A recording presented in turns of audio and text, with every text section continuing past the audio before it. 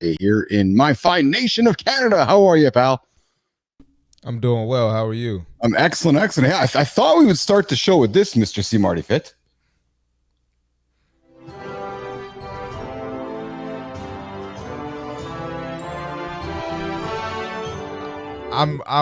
Is it really Canada Day?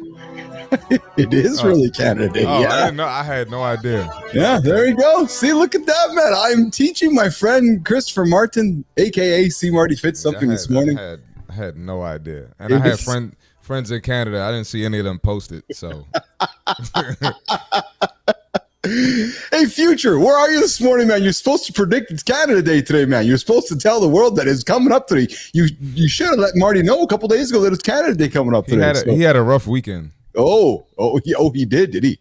Yeah, he had a rough weekend. Yeah, he sent me a message. Coming up on today's show on Canada Day here in the nation, the power of being a great leader. We're going to dig into with Marty. We're going to dig into from aging to empowering, tips to stay strong and fit, add years to your life. Maybe talk a little bit of Happy Canada Day stuff. Woke up this morning. Hey, Keith, that's great, but you didn't mention something, man. What? I got the flow out today. Listen, I was about to call it out, actually. I was about to say something. Come on, man. You beat me to it, brother. So hold on.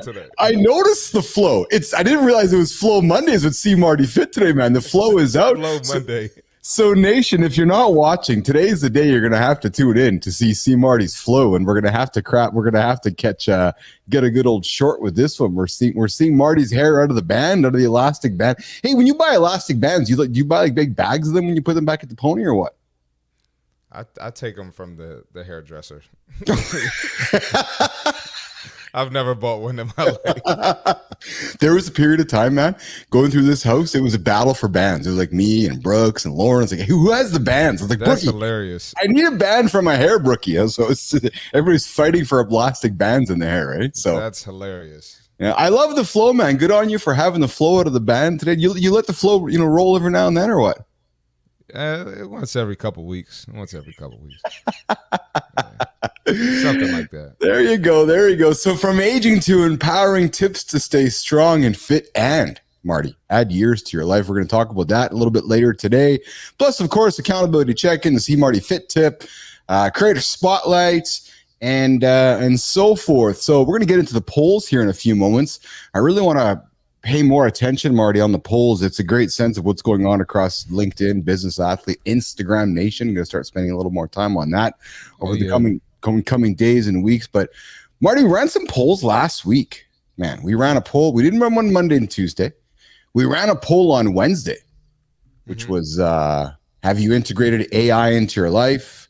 We ran one Thursday and we ran one Friday. We'll get those in a few moments. But, buddy, how was your weekend, man? What's going on? How was the weekend? I know you and I did not catch up very much, which is okay. I'm looking forward to today, catching up a lot more. But how was your weekend, pal? Pretty good. It was, what did I do? I was chilling, man. I went to the Big Three basketball games on Saturday. One of my clients, he does the broadcasting. Oh, yeah, you said that, yeah. Yeah, that was cool. Yo, a lot of them guys are just washed up, man. I was shocked. Really? Yeah. Like I thought they would have done like some more preparation, like knowing this tournament is here and knowing the money that they're getting paid. I thought they would have done a little more preparation. But the response was actually this. Yeah, it was pretty bad. It was pretty bad. Hey, Marty, so I'm going to be mute on this port. You're going to have to read the screen on this one, man. But you got a friend calling you out here. Oh, wow. Hey, she's calling you out, pal. Well, listen. I'm going to say this, Lauren. If I'm interacting with Canadians weekly and they didn't teach me this, whose fault is that? Oh, nope.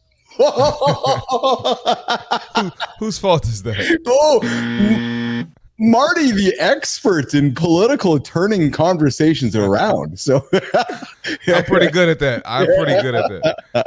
Lauren calling out Marty this morning with the comment saying, you need to sharpen up on your Canadian facts, Mr. Christopher Martin. Hey, man.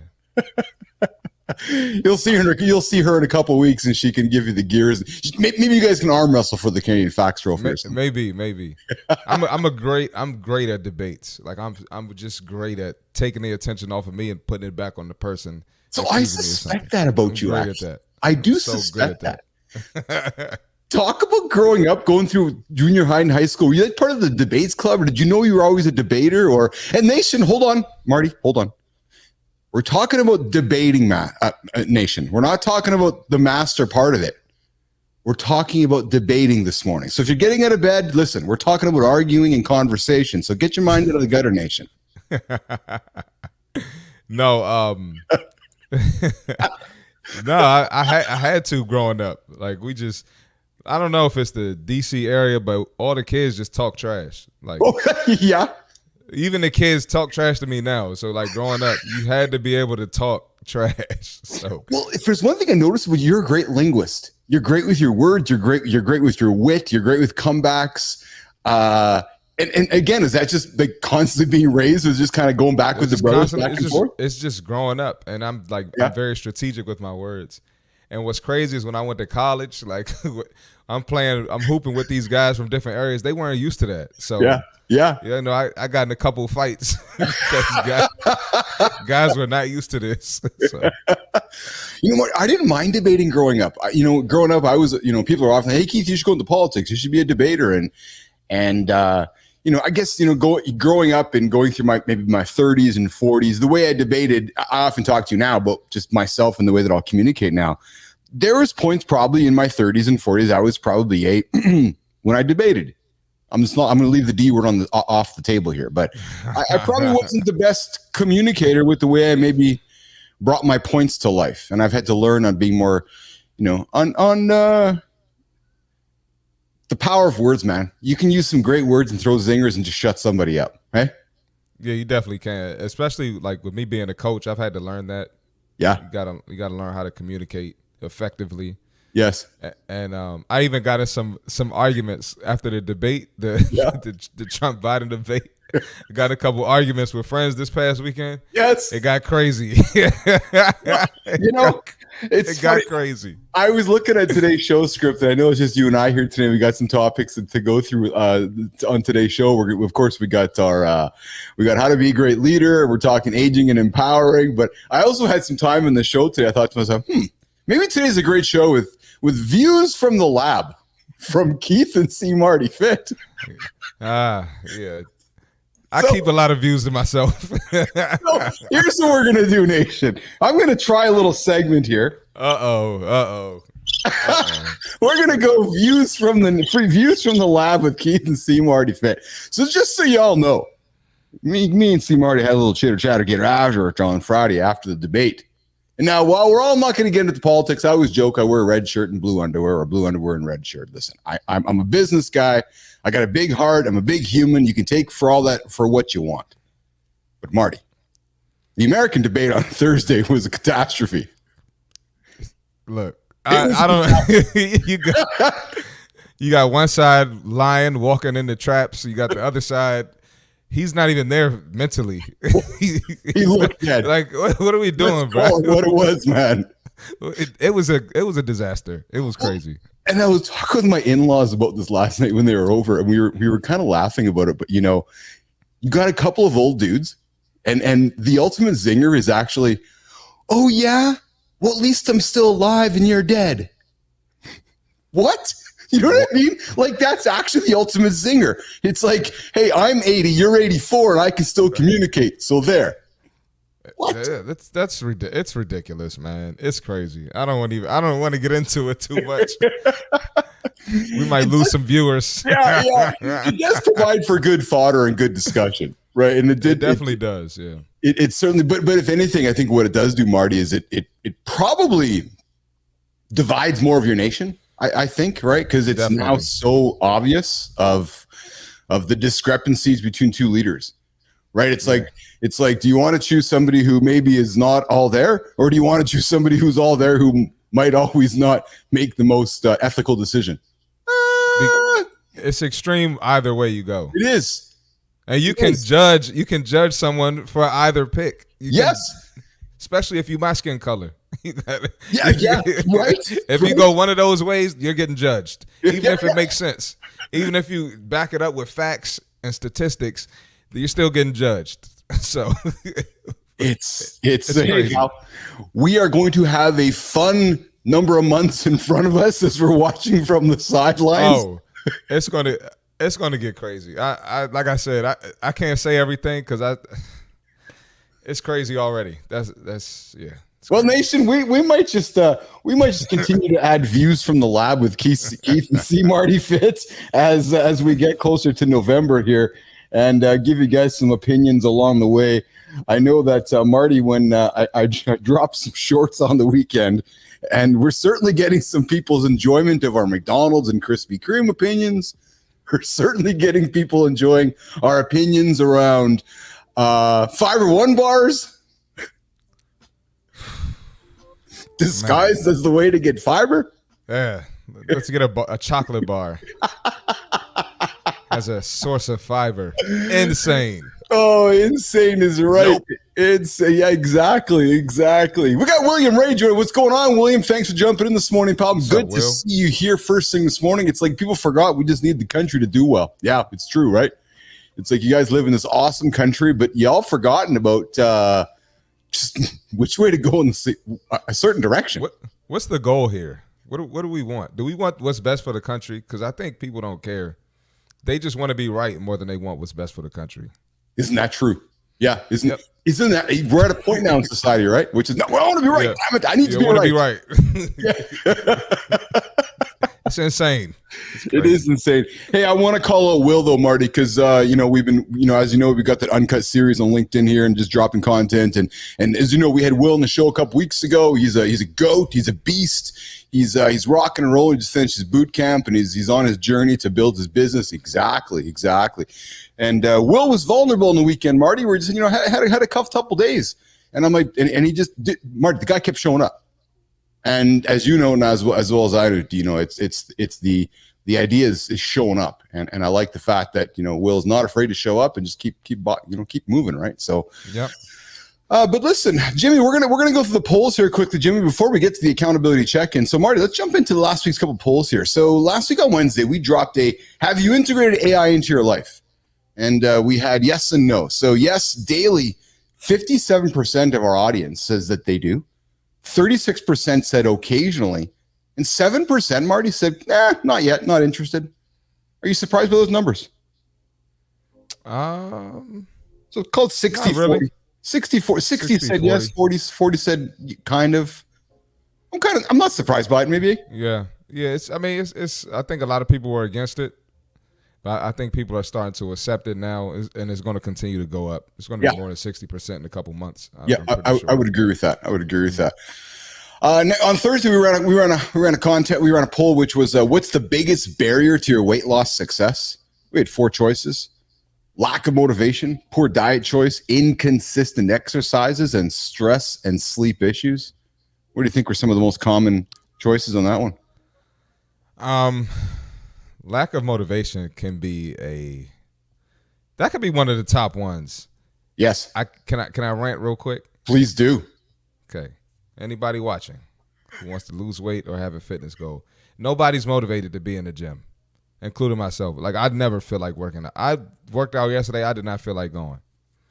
So I got into it with my client today because her friend is a stay-at-home mom, and she was like, she keeps gaining weight. And I'm like, a stay-at-home mom? I love the stay-at-home moms. Love you all. But come on now. No, you got women working. You got women with side hustles, women with multiple kids, and you're a stay-at-home mom and can't get it together. So lack of motivation is a poor excuse because even the fittest moms are not motivated. So come on now. Come on, moms. I got to hold the moms accountable. Dads, too. Yeah.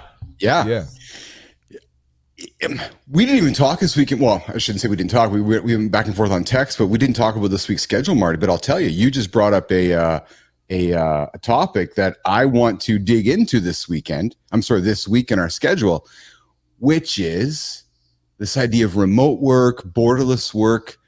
Marty, because you have more freedom, less restrictions, would you and should you be more successful with your weight loss fitness journey. Yes. Right? You don't have to go to the restaurant. You can eat at home. You can make sure your meal's prepped. And like, there's an argument to be made, Marty, that if you have full control of your environment, you're working from home, remote, focus on results, there's no reason to have big back activity. I'm sorry. I know we got to go on with the show, but I got into it with a client last week because she works from home and she said she's in meetings all day, so she couldn't eat. She couldn't eat. I said, you couldn't go to the microwave for a minute and heat your food up. Heat up your meal prep that you supposedly cooked in meal prep. Now I know you didn't meal prep. Now I know you lying to me. So you couldn't go to the microwave for 1 minute. You were that busy. Well, I had meetings all day. You couldn't put the meeting, turn the camera off for 1 minute? Come on now. So it's like, at the end of the day, it doesn't matter if you're remote, if you're hybrid, or if you're in the office full time. Doesn't matter. If you want to get it done, you're going to get it done. It's true. But I would say to you, if you're working from home, there's no excuse not to have your fridge stocked with the right food.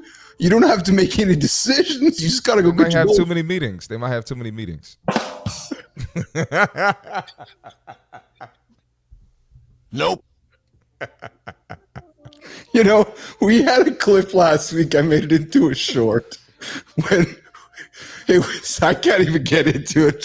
I can't right now. Oh, you got to tell me. Oh, it was, yeah. I'm sure I saw it. What's up, Enzo? Yes, good to see you, Enzo. How are you, pal? Marty said you had a tough weekend. Love to see you here in the feed, Enzo. I'll tell you, Marty. So Carter joined the team. BC joined the team on Thursday. He joined the lab with us. He's going to be working with us. He's going to be hanging out with us in a couple weeks when you're here. I've told him he's got to join the show with us. But Enzo, you're a big guy. I'll tell you, man, you're the same age as Carter. I said, Carts, you got to come hang out with Enzo, man. You got to come hang out with the future. I said, if Enzo can hang out with me and see Marty fit and bring the demographic of our age group down, Marty, I said, Carter's only going to help us do that. So, here we go. Here we go. My legs are dead 2 days later. Enzo, care to elaborate on that? Marty, what was he up to? He did, I forgot how many kilometers, but he did a bike ride. Yeah. Yeah, you did a run and something else too. I forgot what it was exactly. But he sent me a video. I was like, good work. Hey, Marty, got a question from Will, the tech dad. Hey, nation, if you guys want to grab an awesome YouTube channel with learning tech and learning how to make money with tech and etc., and an awesome host, the guy's got charisma, the guy's well spoken, the guy's got a story, motivating. William, you got to check him out.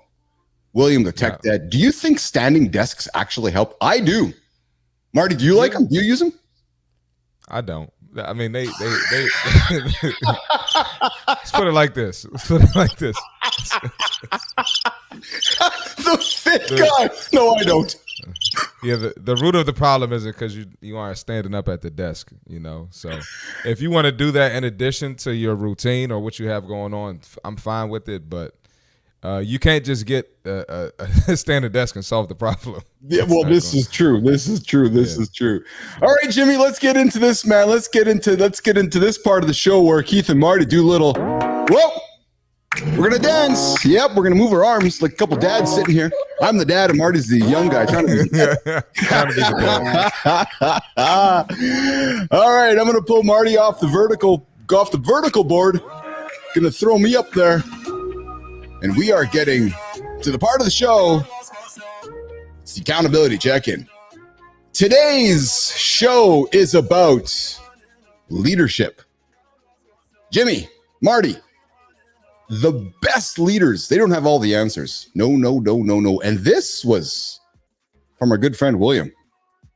He made a post on the weekend about leadership. The best leaders don't have all the answers, nation. Nope. They ask the best questions. They ask the questions that push teams to think deeply. They ask questions that challenge the status quo. They inspire motivation. They ask questions that drive accountability. They lead to breakthroughs. Great leadership, in my experience, and leaders that I have witnessed and been around, they're about empowering exploration. They're about fostering a culture of inquiry. They're about valuing, learning how to speak today is what we're up to. Leadership is about valuing unique insights and ideas, and ultimately sitting back and not having all the answers.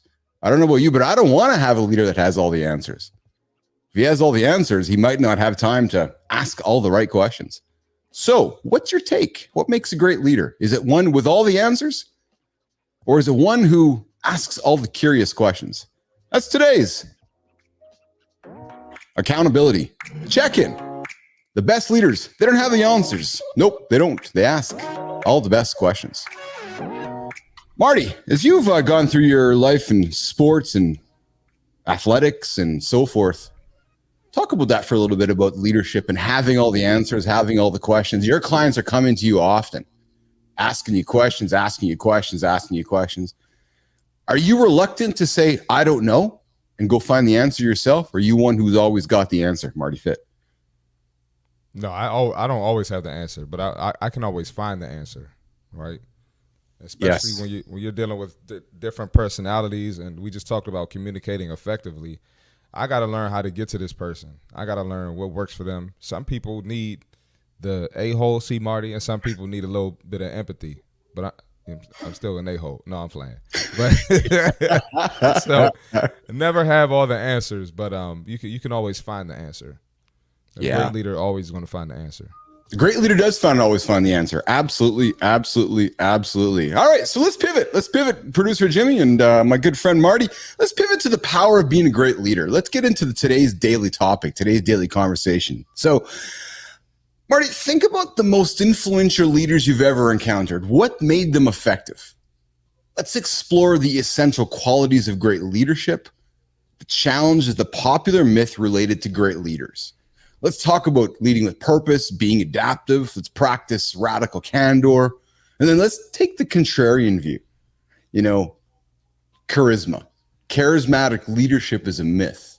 We both in our time have seen a lot of charismatic leaders that have moved the needle, but underneath that, is there any depth? So let's dig into it. Let's dig into leading with purpose. And Marty, as we go through our conversation, I want to bring it back into fitness, and I want to bring it back into being a business athlete. But let's start it out with leading with purpose. So Marty, great leaders have a clear sense of purpose. You stand behind them, and it's funny, great topic, right? Because we're talking this morning about our two presidential candidates here in the United States, and you said, like, what's the point? Like, you wonder what's the point of the two presidential candidates right now.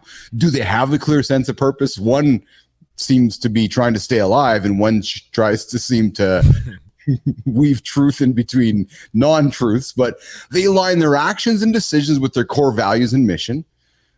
Leading with purpose is about purpose-driven leadership. It inspires and motivates teams.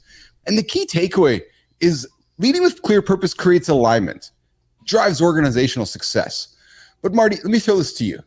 Having a clear goal is crucial for success. How do you think leaders in business or in fitness, and how do you apply goal setting and purpose to motivate and inspire teams or your clients? What are your thoughts on that, Marty? I truly believe that there's never you never win the race. You never win the battle. There's always a next level you can get to, and there's always someone better. Mm-hmm. Not to like put anyone down or anything, but there's always someone fitter. There's always someone stronger. There's always someone who could do a faster mile time. So as long as that exists, there's always something you can work towards. And it's not a thing where, I got to this point, we can just stop. There's probably a company doing better, a company making more money, a company with a better product, company with higher ratings. Whatever, if you wanted to relate it to the business side. So there's always more work to do. So you can celebrate a win, of course, and enjoy that moment. But you always got to get back to work. Do you think when leading with purpose, Marty, that it is as simple as just throwing the target on the table and stepping back with it? Or is it as much ensuring everybody's lined up with that long-term goal and long-term purpose? I know. So let me just back that up. I know when I was starting ICUC and growing ICUC, our purpose, Marty, when we sold that thing, and nation, call it what you want and call me shallow if you want, I don't care. Our purpose right off the bat was to make as much cash as possible. That's it. There was no fluffiness and niceties. It was just, let's make lots of cash. like, that was the purpose, man. It was, and we lined up everybody behind that purpose. Every meeting, every discussion, it was, okay, Marty, if we do this, we can put more money in your pocket. Okay, if we can do this, we can put more money in our pocket. Okay, if we can do this, the business can make more revenue and profit. Not a lot of leaders talk about that. I think it's actually a joke because people are like, oh, we don't talk about bringing profit. No, talk about it and align with that purpose. And if everybody gets it, just run with it. And I'll tell you, Marty, when we were running that business, we were driving high margins, high net, and everybody in the company was lined up with trying to make as much cash as possible. And you know what happened? We all maxed out. We were raining money. We were making money and handing it out. So, lining up with that purpose, the leadership for those first 3 years after we sold it, every single quarter, every single meeting was, okay, pull this lever to make more. Oh, my bad.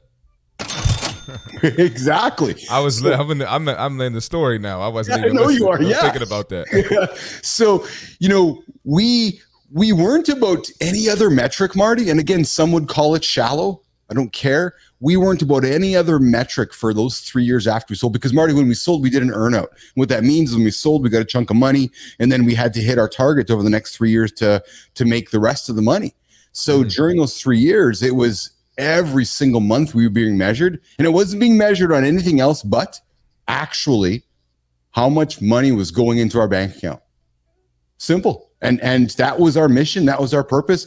And I make no bones about it. As a matter of fact, I don't think enough leaders and enough businesses talk about it, frankly. I respect you for being honest about it too. Because we all get caught up in talking about the fluff, right, Marty, around the peripherals of, we're trying to change the world. No, you're trying to add a couple zeros to your bank account. Exactly. Let's be real. And then once you add the couple zeros to your bank account, then you can go change the world. Yeah.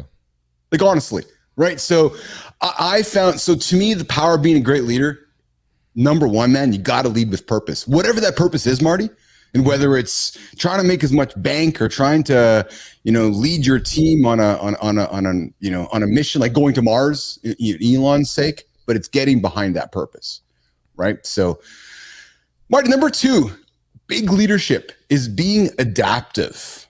Adaptability, and I'm going to think you as an athlete, and when you're training your clients, especially on the less brunches, more crunches side of things, because you have clients of all types walking through the doors, right? So adaptability is crucial in today's fast-paced, ever-changing environment. Great leaders, flexible, open to change.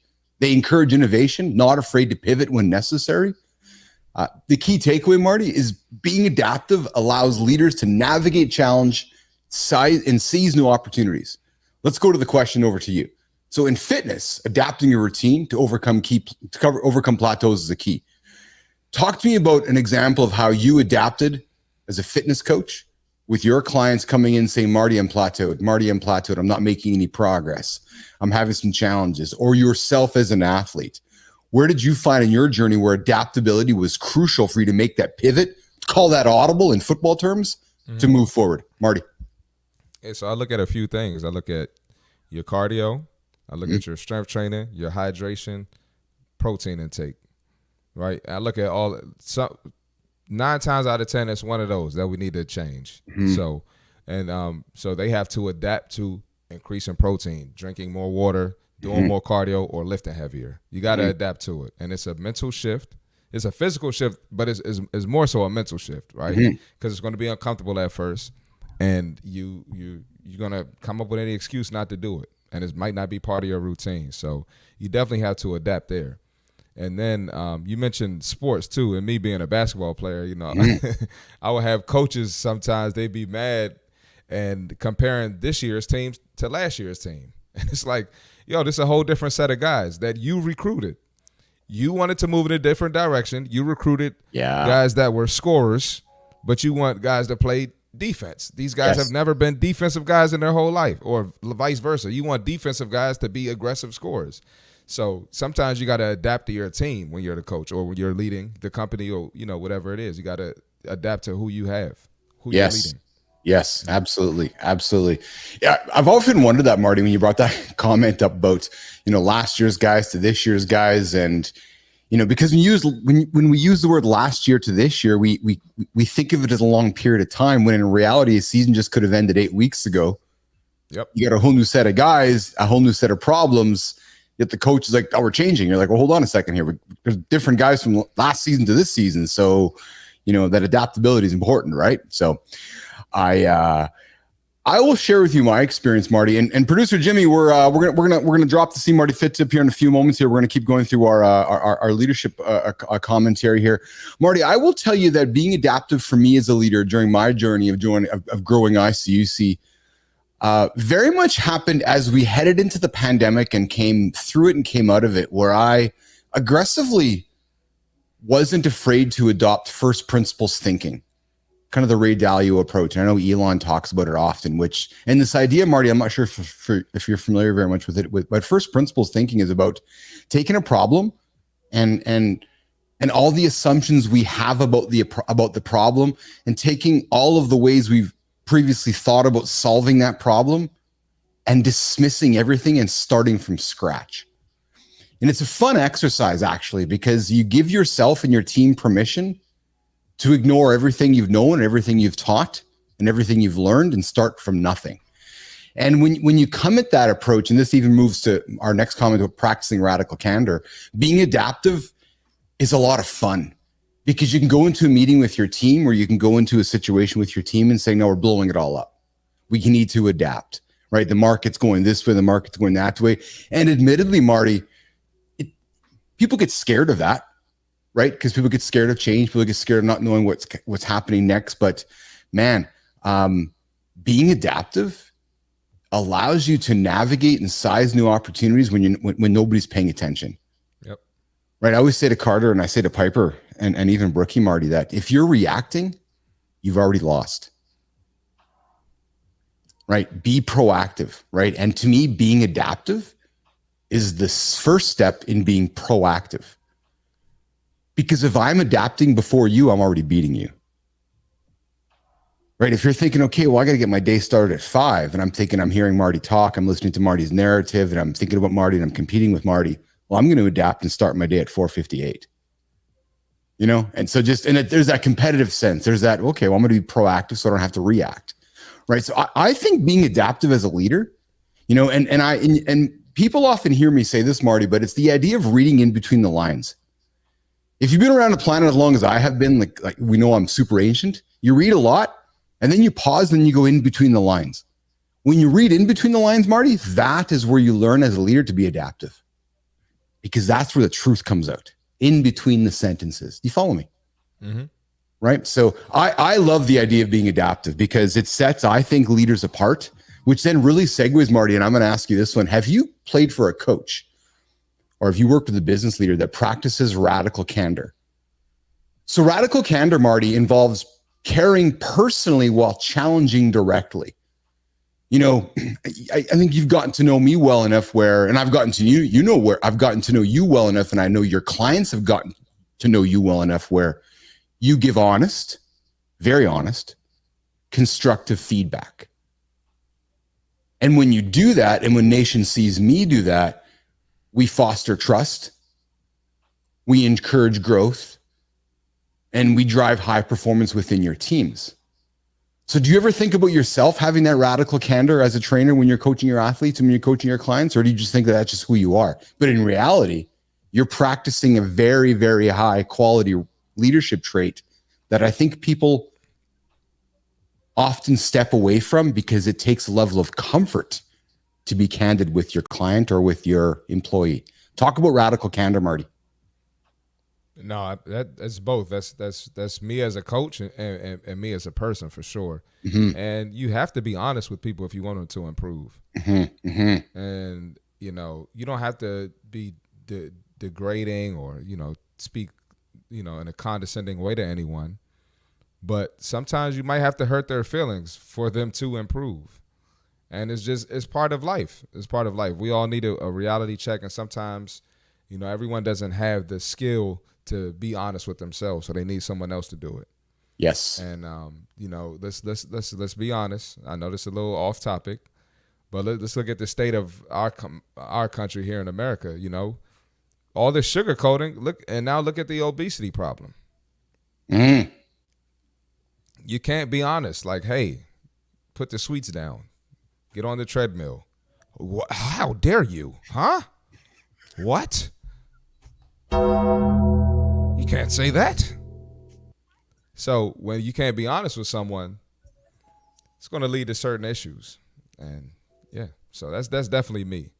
And a lot of people don't like my approach. And I'm cool with that. It's okay. But I get results.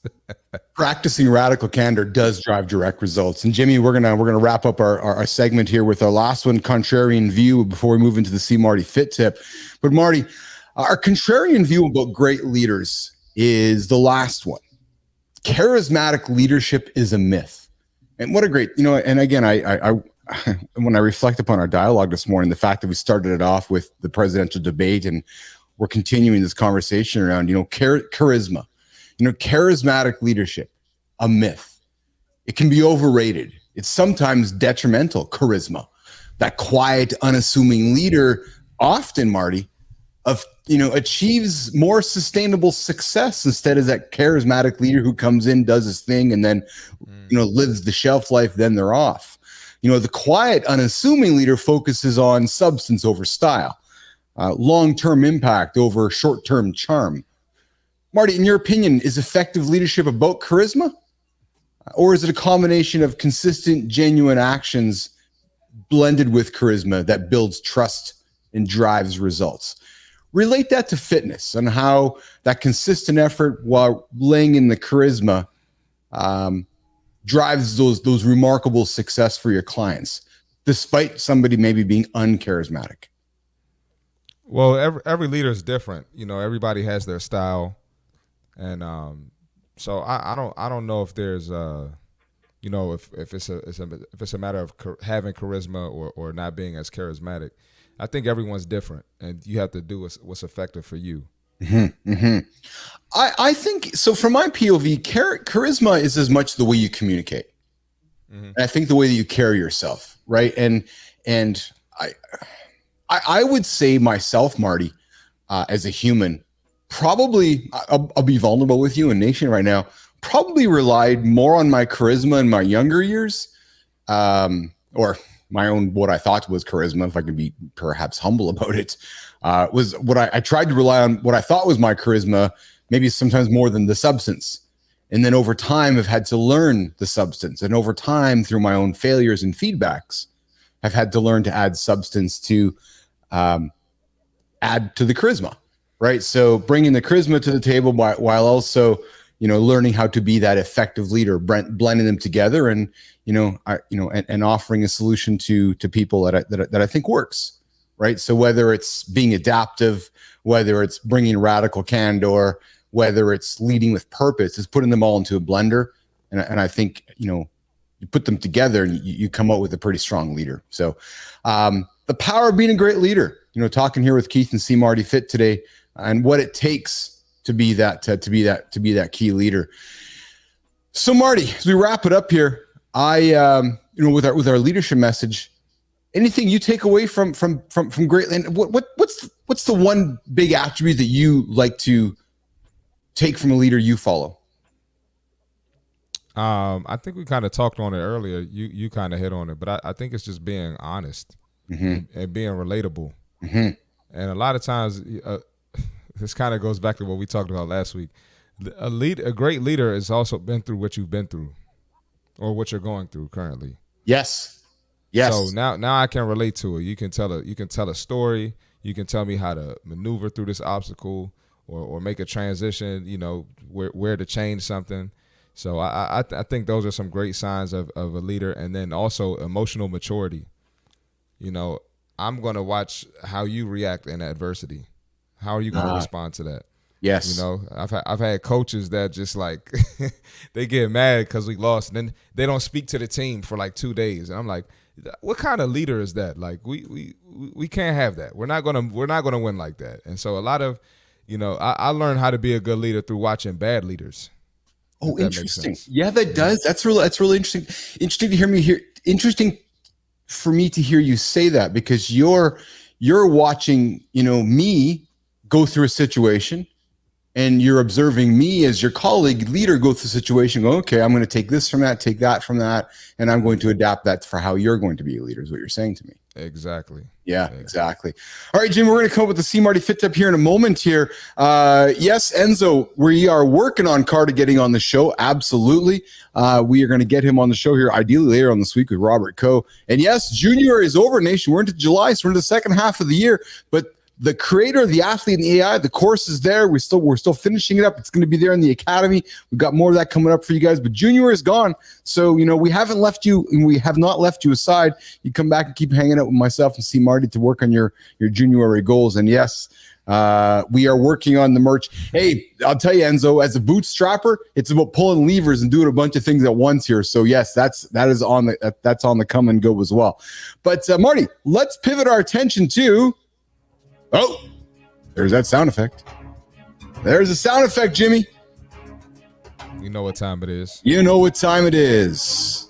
All right, let's do it. So today we have the fitness tip, and it is the foundation of great leadership is fitness. Let's talk about it. All right. Do you want to lead with impact? Start by getting fit. Here's why. You'll have more energy.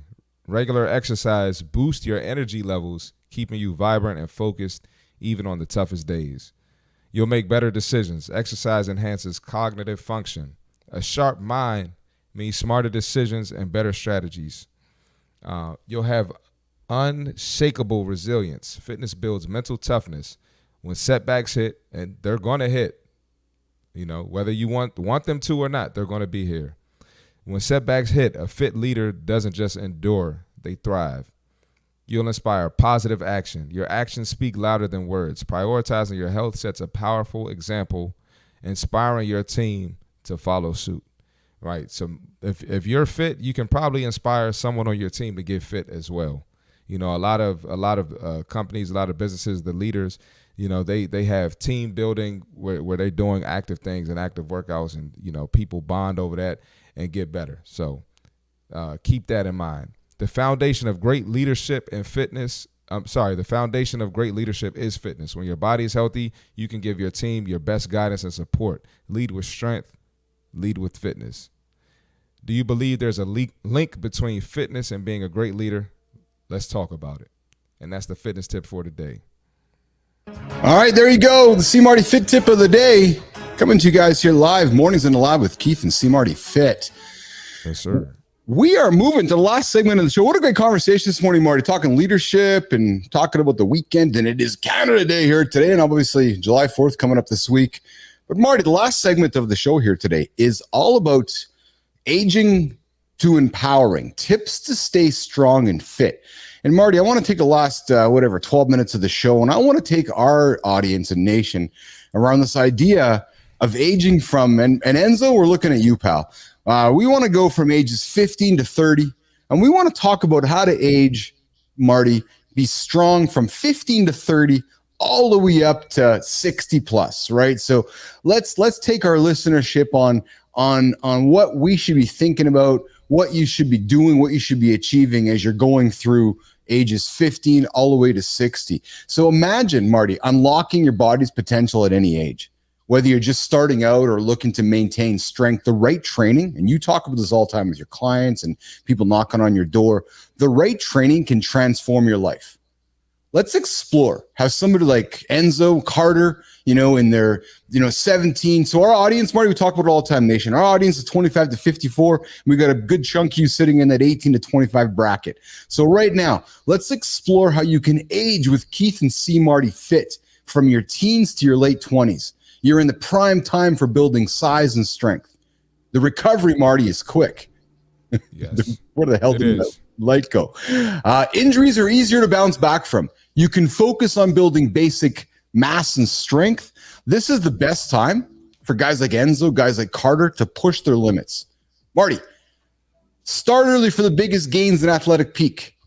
Talk about how important it is for young folks to start their strength training early. And what advice would you give to Enzo, to Carter, and to the young guys tuning in right now who's just beginning their fitness journey? Marty.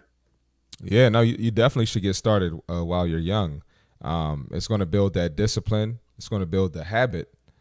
So if you're more than likely, if you start young, when you get my age and when you get Keith's age, it's going to be part of your routine, right? Mm-hmm. It's harder to start, and I deal with this all the time, men and women. When you're 40 and you've been neglecting your health and fitness for years, it's harder to get started. You're going to be sore, and Keith just mentioned you're not going to be able to bounce back quickly. That first workout, putting your body through something like that, it's easy to just quit. I have so many people, they show up one time and they're sore, they never come back. So you definitely want to build that foundation early, and it's easier to maintain. Me being 31, I'm not old, but I'm not super young. I don't do all the stuff I was doing when I was 20 and 24. I'm not doing all of that at 31. I got more responsibilities now and less time in the gym. But I can maintain my physique, going in there for 45, 50 minutes because I started young and I set my foundation young. So, everything Keith mentioned is absolutely right. Start young. Take advantage of it. Is that key point on starting young as much about just starting a routine more than anything? Just this idea of saying, okay, I'm going to go lift some weight today, or okay, I'm going for a run today, or okay, I'm doing push-ups. But just this idea of 15, 16, 17, I'm doing something today. And that's the most important goal. Would you say that that's the most important takeaway from that, Marty? It's probably a tie between that and actually you can get quicker results when you're younger. Okay. Yes. Yeah. Yes. Like, what I had to do my physique now to get that at 24 was easy. But it's way harder to keep it now. Of course. Yeah. All right, continuing then. Ages 30 to 40. In your 30s, Marty, and you're this right now, man, you can still see good response to strength training, but as you get closer to 40, and you got friends and buddies and clients that are closer to 40, the gains slow down. Muscle building is still possible. No, it's still possible. I'm playing. It's still possible. The peak strength often occurs in the late 30s to early 40s. The key takeaway, though, in this age group, 30 to 40, is your consistency and injury avoidance becomes more important. You get hurt, you get injured, you're being taken away for a while. Marty, what strategies can somebody use between the ages of 30 and 40 to stay motivated and continue making progress? Have a routine. Mm-hmm. Have a routine, and avoiding injuries, that's real. And I find myself now, I'll cut my workout short. Say I'm short on time, I'll cut my lift session short just to stretch for 10 or 15 minutes. And you got to warm up too, especially if you live in a cold area. If you're in Canada, don't just walk in the gym and get straight to work. You got to do some type of warm up. You got to warm your body up, and it's easy to get hurt. Some of the most active people get injuries. So yes. Really take care of yourself. We got Enzo joining us here in the future. Enzo knows about the future. Injuries also have a mental toll on the younger guys when you want it to be out on the pitch or the court, but you can't constantly. It's tough. And I guess it really is, right? Because your buddies are out there and you're sitting there on the sidelines. Eh, Marty? Yeah, exactly. You're absolutely right. I used to get crushed when I would get an injury. And then my coach, if you got injured, he just thought you were soft. He'd be like, yeah, put you on the bench. There you go. Got coaches like bad leader. But anyway, when I was going to say, when people get my age and Keith's age, they happy when they get hurt because now you don't have to see the personal trainer. They're like, yeah, I'm gonna stay home today. I'm not coming in.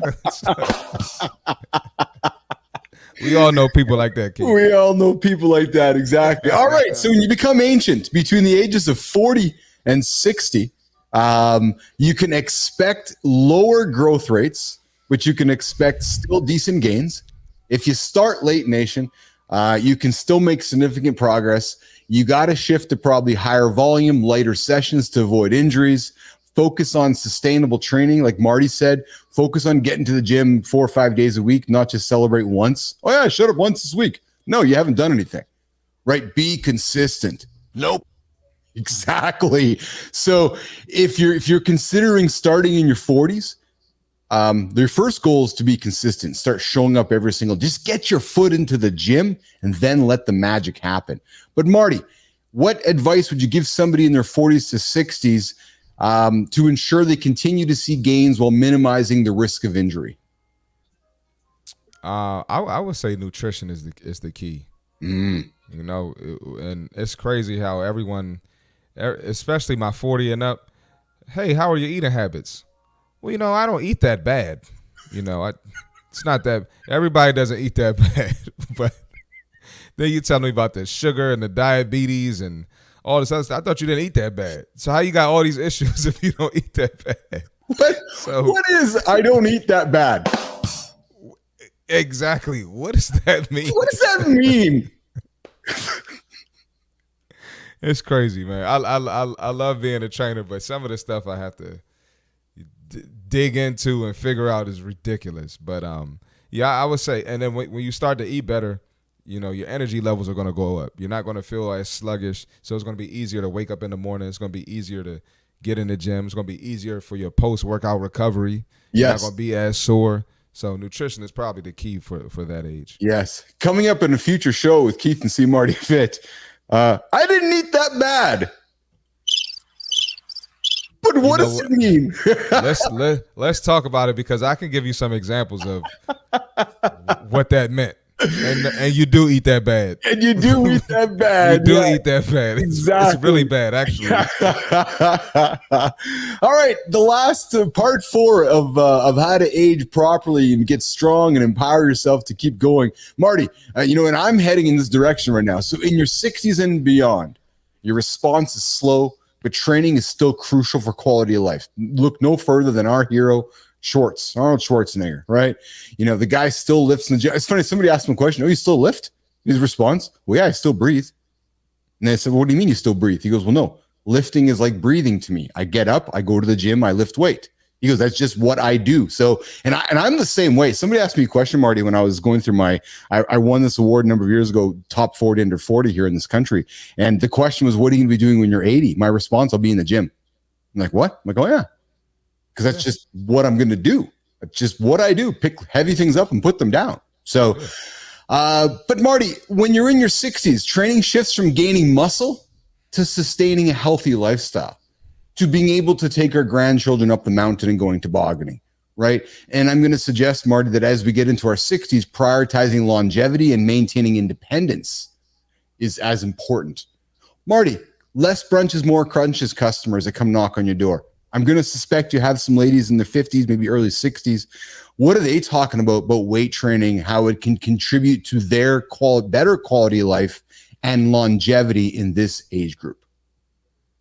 Probably the top 2 things are probably playing with the grandkids and menopause for the ladies, at least. Yes. Yeah. And for the guys, it's I'd say playing with the grandkids and probably their appearance too.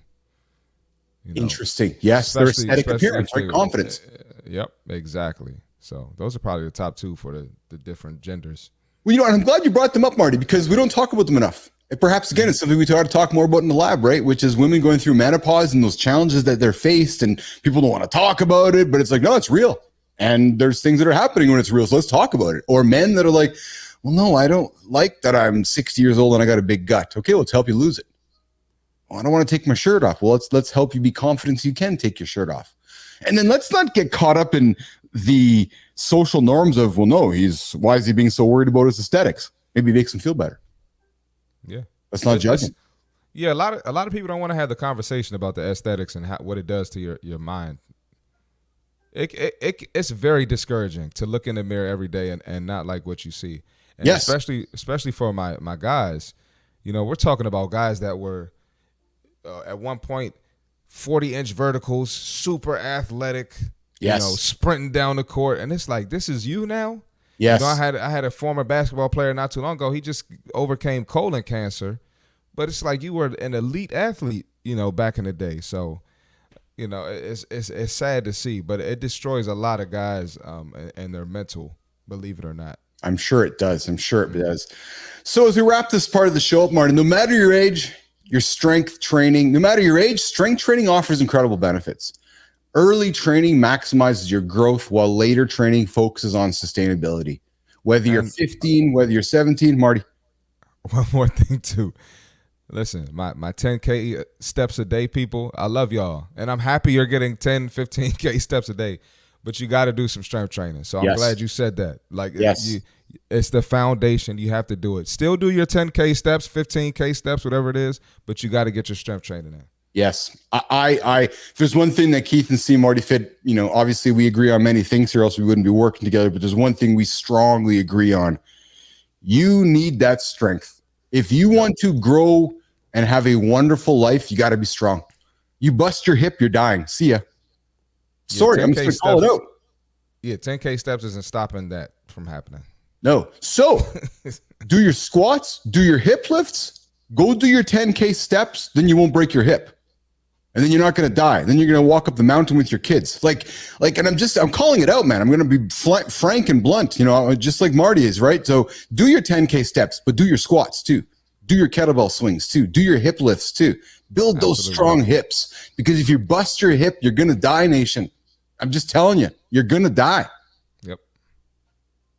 Sorry. Agreed. It's truth. Agreed. It's before 8 o'clock in the morning. It's truth. You're waking up. You don't want to hear truth, then just change the station, because we're not going to, we're not going to not bring truth here to the lab. So Marty, we're going to wrap it up. Early training maximizes that growth. So whether you're Enzo at 17, Carter at 17, get in the gym, create those routines, and just get started. And you listen, we have all the grace for you.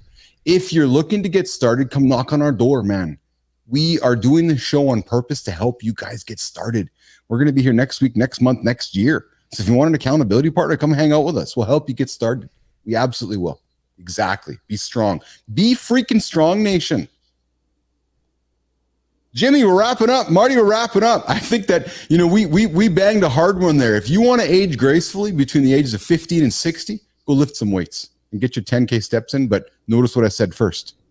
Go lift your weights. Yep. Absolutely. Marty, great show, man. I enjoyed the conversation today, pal. Yeah, that was a good conversation, man. We went from politics to strength training. We did, but it was great because we started with leadership. Our key topic today was what makes a great leader. And I've got to be honest, I didn't think we were going to start with politics, but now we come think about it, it makes a lot of sense, right? When you reflect on it, we started the dialogue about what happened on Thursday. And regardless of regardless, nation, if you're listening in the United States, where you're pivoting, what makes a great leader?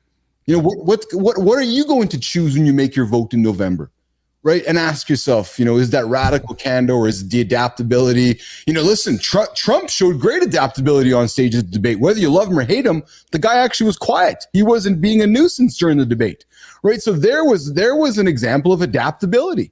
People are like, oh, the guy was actually quiet the whole time. Yeah. Right? Because that wasn't the guy that debated 4 years ago. And he could have made so many more jokes.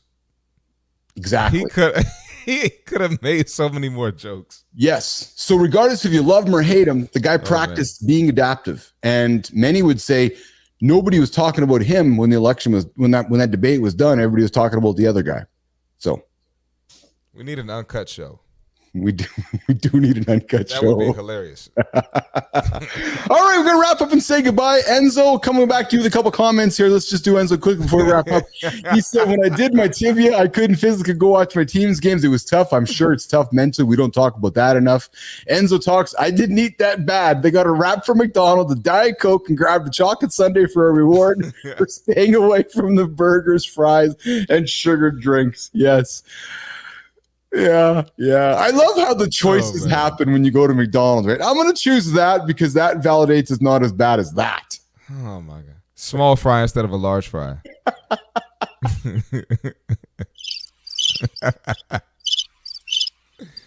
I only had one. Oh, Enzo, it was another great show, man. Yes, we'll see you tomorrow. I really appreciate your support for joining in. We love it. Marty, great conversation, pal. I will come. We're going to come hang out a little later together as well. And you guys, love you guys all joining in. Will, thanks for tuning in today. And everybody that tuned in today. Natalia, great show. Thanks for joining in as well. I appreciate that. Everybody who joined in today. Lauren, the whole gang.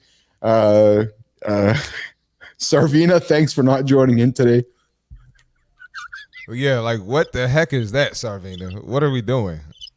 You know What is that? The thing is, she doesn't know. So we'll cut this up in a clip. We'll put it out as a short, and she's gonna be like, "Oh, I didn't show up today." No, you didn't, Sarvina. We'll see you tomorrow.